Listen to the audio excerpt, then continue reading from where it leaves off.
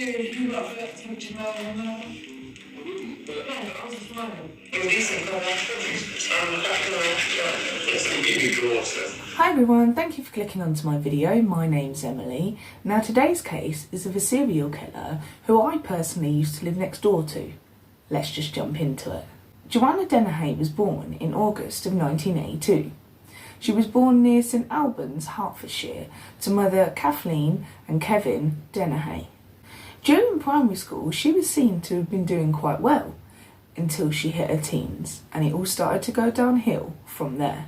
By all accounts, her childhood was seen to have been stable and loving.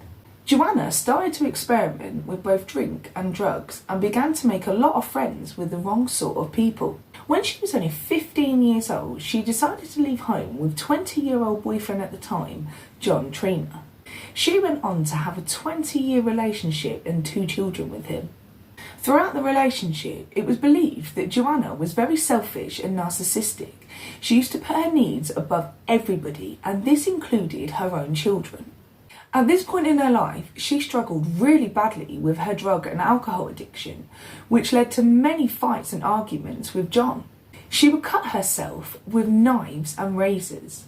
She'd also developed a strong hatred for her mother at this time. Joanna ended up serving time in a juvenile detention facility for burglary. She showed no remorse for her actions. And with this, in 2009, John couldn't take no more and he left.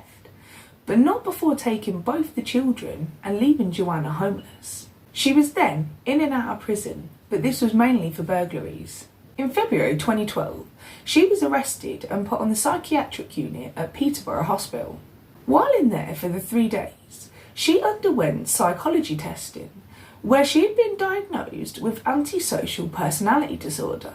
Also noted down were some psychopathic traits, which were rage, anger, and violence. After her assessment, she was then prescribed some medication that helped regulate her mood swings. In 2013, Joanna Dennehy had met 48-year-old Kevin Lee. Now, I personally knew him as Kev, so that's what we'll be mainly calling him today. But he had rented out multiple houses to people who were in need of somewhere to stay. One of my close friends at the time and her family lived in one of his properties. And I had friends and one family member that lived in the shared house that I lived next door to. Although I'm pretty sure that my family member had moved out by then, but this was the house that Joanna Dennehy lived in. Most of the houses that Kev owned were in Orton Golday, Peterborough. Kev and Joanna began to get to know each other, but with Joanna mostly lying. One of the lies that she told him was that her dad sexually abused her and she killed him for it, which of course wasn't true. She also claimed that she killed before and gotten away with it. Soon after moving in, Kev began paying Joanna's rent, which then led them on to having an affair. See, Kev wasn't single at the time. He'd been long time married to wife Christina Lee.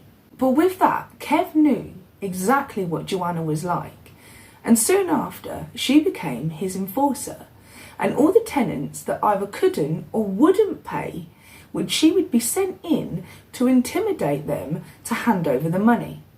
And Joanna had absolutely no problem with this because she seemed to get some sort of thrill out of it. With feeling like she had got her life back on track, she had stopped taking her psychotic medication altogether. This then brings us up to the 10 fateful days that Joanna Dennehy went on a murderous spree. It is believed on the 19th of March 2013, Joanna had met up with 31-year-old Lucas Slabazaweski. I really hope I'm saying that right, and I'm sorry if I'm not. But he believed that he was there for a date. Lucas had moved into the UK in 2005 in search for work, which he did find at the DHL delivery service. He had met Joanna a few days previously, and he had been messaging Joanna for them few days. Joanna then luring him in on a promise of a date. Lucas truly believed that they were in a relationship. As soon as he was at one of the properties that Joanna had been staying at, and behind closed doors, Joanna had completely switched on him and stabbed him straight through the heart. She done this with such force that the blow had killed Lucas almost instantly. She then put Lucas in a bin, and the psycho went on to show a 14-year-old. Why the fuck was there the need to do that? You've probably scarred that child for life. Well done you. And the reason why I say this is because she told an accomplice of hers that before her murder spree started, that she only wanted to target men and not women, and especially women with children. So why the fuck show a 14-year-old a dead body?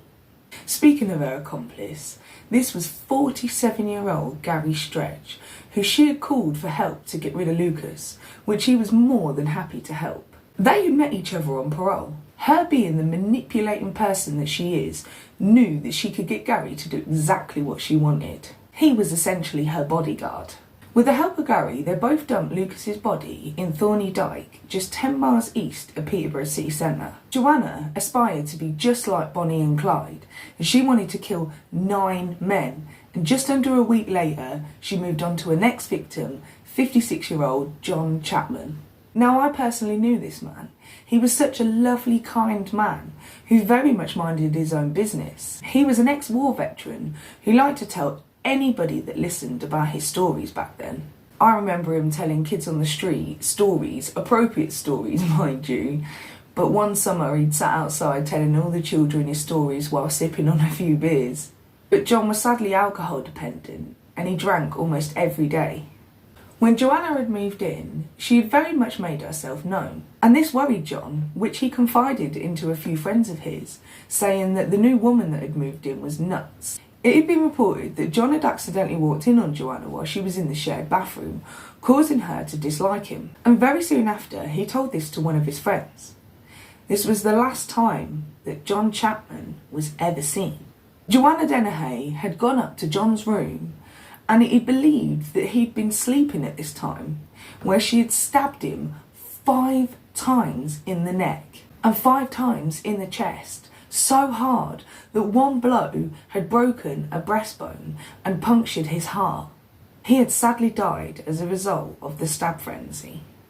She wasn't done there though, and the very same day she had lured Kev into one of the houses that she was staying at with the enticement of sexual favours. She told Kev only days before that she felt the urge to kill again. Even with that, Kev still went over to her, and she was at the house that she killed Lucas in only 10 days previously.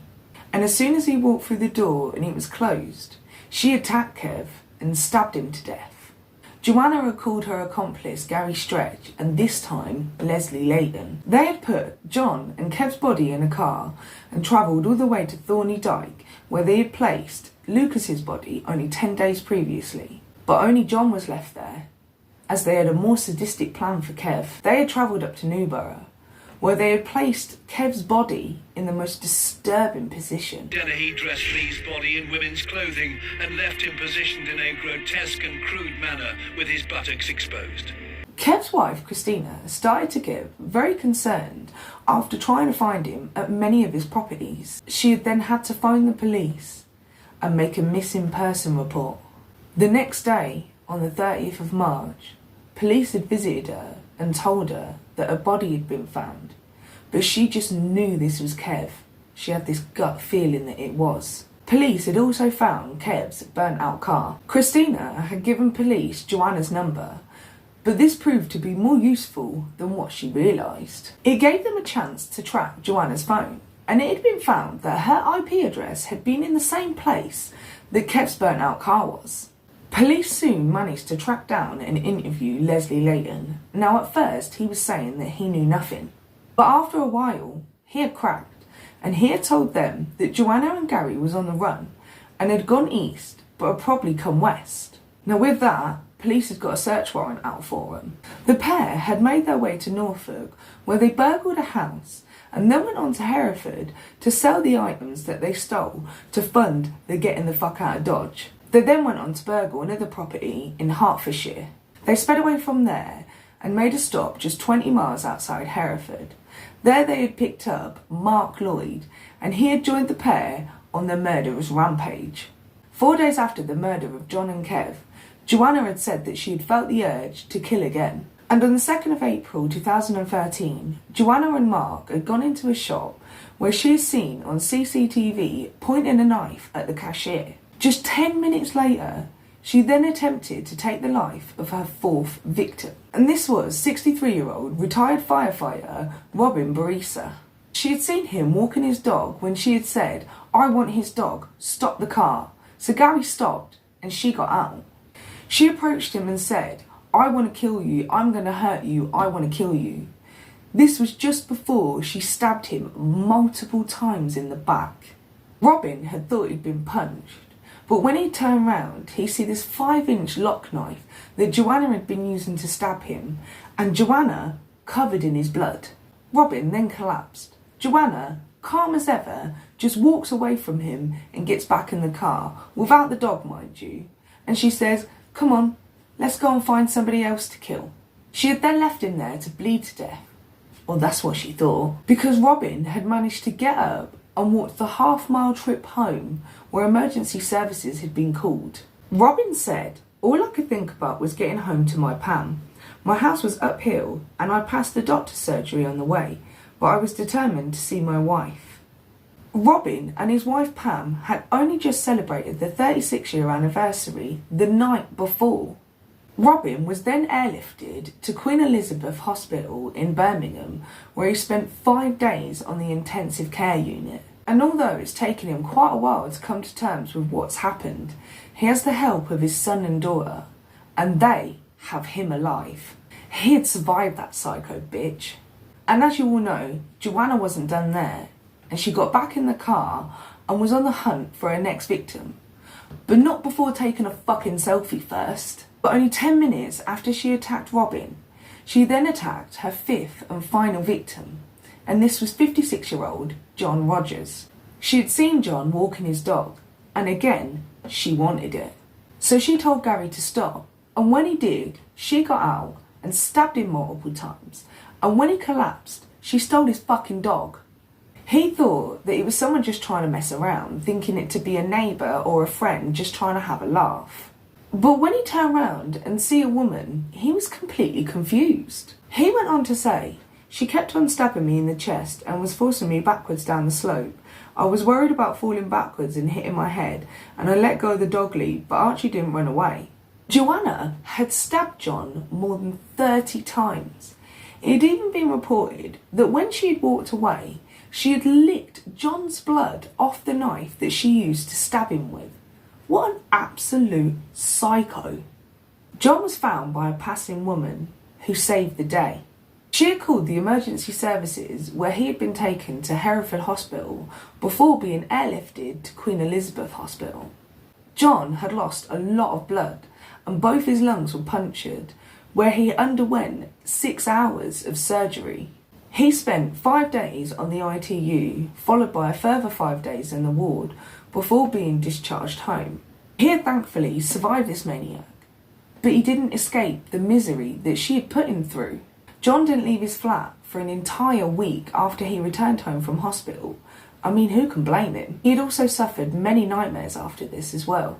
John also needed physiotherapy for a very long while after for the hand injury that she inflicted on him. He said that he's lost the feeling in some of his fingers on his left hand due to the stab wounds. But in all the darkness, there was a little light, because Robin and John actually became friends at the trial. To be fair, we can only assume that they took comfort in each other, experiencing the same witch, with almost identical crimes, and on the same day too.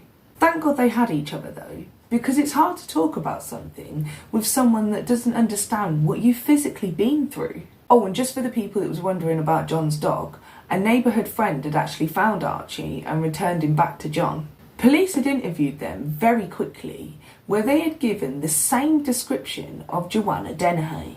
She has a very recognisable star tattoo on her face, which both of them described Joanna as having. And with that, investigators got police blue light in the streets everywhere looking for this woman. At this time though, they didn't know it was Joanna Dennehy.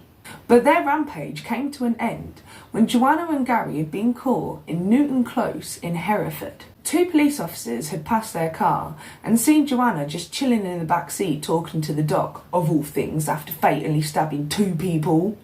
And Gary was in the front trying to sell the items that they stole. They were right outside a friend's house. Joanna was arrested there and then on the spot. However, Gary and one of his friends had legged it. This then caused a police chase, all for about 20 miles, because Gary made a decision to stop, get out and leg it again. That was clearly a stupid decision on his part, because let's face it, he's not 21 anymore, and he was quickly caught up to and arrested.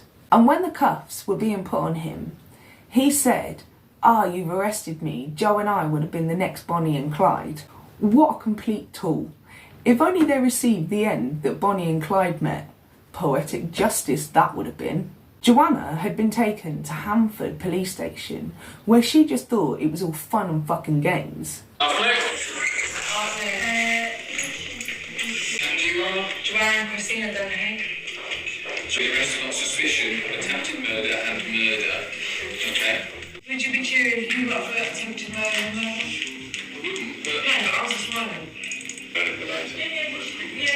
was just out enjoying the sunshine. You're reading about Lingo shortly. You're reading about Lingo shortly. You're decent cover. Back on the Yes, I'm giving you course then. Yes, I was calling you. I'll take your order when you get in the cell. What do you want to drink? This was just 40 minutes after stabbing 2 men in the hopes of them dying. She acts like she's had a good night out or won the fucking lottery or something, the deluded bitch. She was then questioned and charged for the murder of Lucas, John and Kev, and the attempted murder on Robin and John. While on remand, Joanna was diagnosed with something I can't pronounce, so I'm just going to put it on the screen for you guys. Now, I searched this up, and for people who don't know or can't be asked to search it up, this is basically someone who gets off on abnormal sexual desires, meaning that what she'd done to these men was some sort of sexual satisfaction for her. She got her kicks out of either humiliating them, making them suffer, or the amount of pain that they endured. I'm not normally lost for words, but damn. In November 2013, to everyone's surprise, Joanna actually pled guilty. But this isn't a surprise actually, because it was Joanna trying to maintain control of the situation. She was held at HM Prison, Bronzefield, before her trial, and prison staff had found her diary. And in there was a written plan to escape. Clearly watching too many movies thinking she was Sylvester Stallone turned evil. Her plan had been to either seriously harm or kill one of the prison officers, cut off their finger and use it on the biometric system that they used in prison to get through and get out.